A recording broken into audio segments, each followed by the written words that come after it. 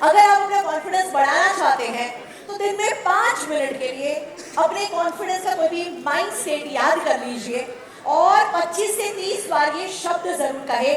शब्द है यस। कौन सा शब्द है? यस। तो जिंदगी को हाँ कर दे, यस कर दे, यस बोलना शुरू कर दे। जिम कैरी का एक बहुत अच्छा फिल्म है जिसका नाम है यस मैन। फिल्म जरूर देखना। एक इंसान अपनी जिंदगी में इतना डिप्रेस है और वो कोई ट्रेनिंग प्रोग्राम में जाते हैं और इसी तरह से ट्रेनर उसको कहते हैं कि बेटा यस बोलना शुरू कर, और वो सिर्फ और सिर्फ हर जिंदगी के हर एस्पेक्ट में यस बोलता है। उसको थोड़े बहुत नुकसान भी होते हैं बट अल्टीमेटली रिजल्ट जो आता है वो बहुत ग्रेट आता है। सो जिंदगी में एक शब्द हमेशा प्रैक्टिस करो, दैट इज कॉल्ड यस। हमेशा एटीट्यूड में रहो, यस।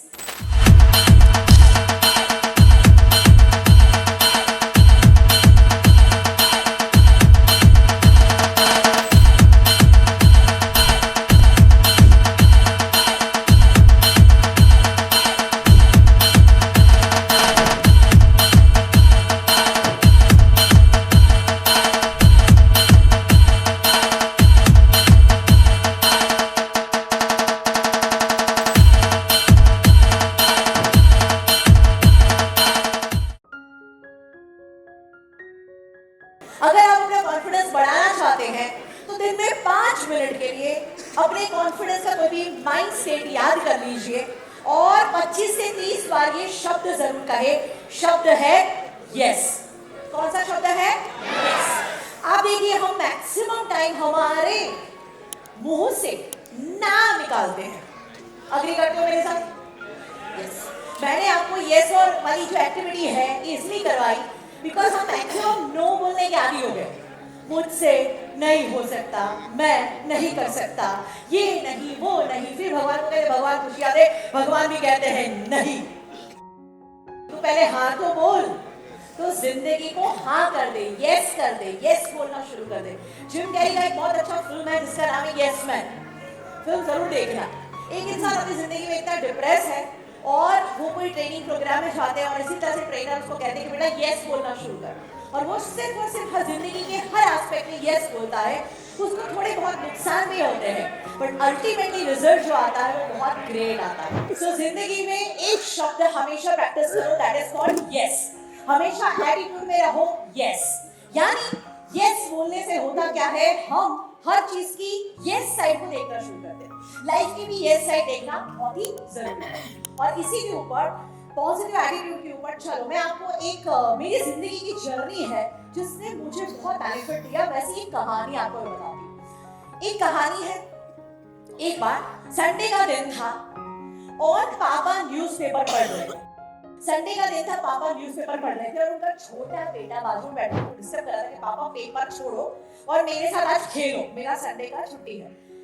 पापा को एक दिन मिलता है कुछ शांति से काम करना है पर बच्चा डिस्टर्ब ही कर रहा है। तो 4-5 साल का बच्चा उसको क्या ही समझाए। बोलते हैं उसको कोई ऐसी एक्टिविटी में उलझा देता हूँ कि वो अपनी एक्टिविटी करे और मैं शांति से अपना न्यूज़पेपर पढूं। ये कहानी ने मुझे बहुत इंस्पायर किया है, आपको भी बहुत इंस्पायर करेगी, ध्यान से सुनिएगा। तो पापा ने सोचा कि मैं बच्चे को ऐसी कौन सी एक्टिविटी दूं। उन्होंने इधर उधर नजर घुमाई तो वहाँ वर्ल्ड मैप पड़ा था, दुनिया का नक्शा पड़ा था। उन्होंने दुनिया का नक्शा उठाया, उसे फाड़ दिया, उसके छोटे छोटे टुकड़े बनाए और बच्चे के हाथ में दे दिया और बोला जा इन टुकड़ों में से बेटा वर्ल्ड मैप वापस बना। अगर तू पूरा दुनिया का नक्शा बना देगा तो मैं तेरे साथ पूरा दिन खेलूंगा।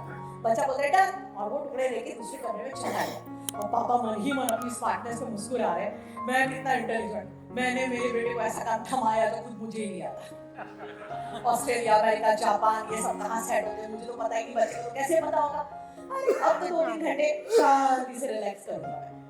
पर 10वीं मिनट में बच्चा दौड़ता हुआ आया और मुझे पापा को कहता है कि पापा नक्शा बन गया, आप चेक कर लो। पापा बोले तो झूठ बोल रहा है। बोले नहीं आपको विश्वास है तो आप आके चेक करो। पापा बोले पॉसिबल ही नहीं है बेटा। पापा चलो आप रूम में आओ। अब पापा को लगा कुछ सुनना सुनना बनाया होगा वर्ड में बता रहा होगा तो मैं उसको वापस लगा दूंगा ना काम पे। अब जैसे ही कमरे में जाते हैं वहां का नजारा देख के पापा चौंक जाते हैं। उन टुकड़ों में से दुनिया का नक्शा फिर से तैयार। 2 मिनट तो पापा बेटे को देख के सोच रहे भाई ये कौन है, मेरा ही बेटा है ना, मतलब कोई अवतार तो नहीं है ना ये, इसके अंदर इतनी बुद्धि आई कहाँ से, इतनी क्षमता आई कहाँ से। बोले मेरे बाप, तू मेरा बेटा नहीं, तू मेरा बाप है, तूने वर्ल्ड मैप बना दिया जो मेरे लिए इम्पॉसिबल है, तूने इतनी छोटी बात कर दिया।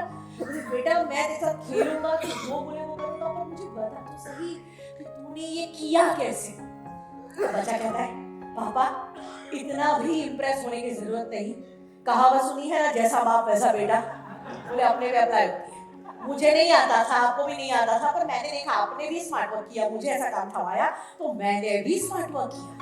मैंने देखा कि जब आप दुनिया का नक्शा उठा के उसे फाड़ रहे थे ना, तो उस नक्शे के पीछे एक इंसान का चेहरा बना हुआ था। अब ऑस्ट्रेलिया, अमेरिका, जापान का है नहीं पता, पर आंख नाक मुंह का है वो तो मुझे पता है। तो मैंने तो इंसान को तैयार कर दिया, उसको उल्टा कर दिया, दुनिया का नक्शा तैयार। सो कहानी तो यहाँ खत्म होती है, बट इसके अंदर एक जबरदस्त मैसेज छुपा हुआ है। क्या मैसेज है कि अगर वो बच्चा उस वर्ल्ड मैप को अरेंज करने में लग जाता तो आपको लगता है कि वो बच्चा कर पाता? शायद नहीं कर पाता, कितने दिन चले जाते, शायद कितना मेहनत हो जाता उससे, बट ये 10 मिनट में उसने स्मार्ट वर्क किया और काम उसका हो गया। तो कहने का मतलब उसने आइडिया ये लगाया कि उसने पहले तो इंसान को ही तैयार कर दिया, उसने जैसे ही इंसान को तैयार कर दिया वर्ल्ड मैप तैयार हो गया। लाइकवाइज यही कहानी को जिंदगी के साथ जोड़ो, एक हम है और एक हमारी दुनिया है। हम हमेशा प्रयत्न करते हैं, लगे रहते हैं कि मेरी दुनिया संवर जाए, मेरे बाहर के सारे प्रॉब्लम्स ठीक हो जाए, बट याद रखना जब तक इंसान अंदर से नहीं ठीक होता, इंसान अंदर से नहीं संवरता, उसकी दुनिया बाहर से कभी नहीं संवर सकती। तो जैसे ही वो इंसान बन गया उसकी दुनिया अपने आप बन गई। लाइकवाइज जैसे आप खुद को संवार देंगे आपकी दुनिया अपने आप संवर जाएगी।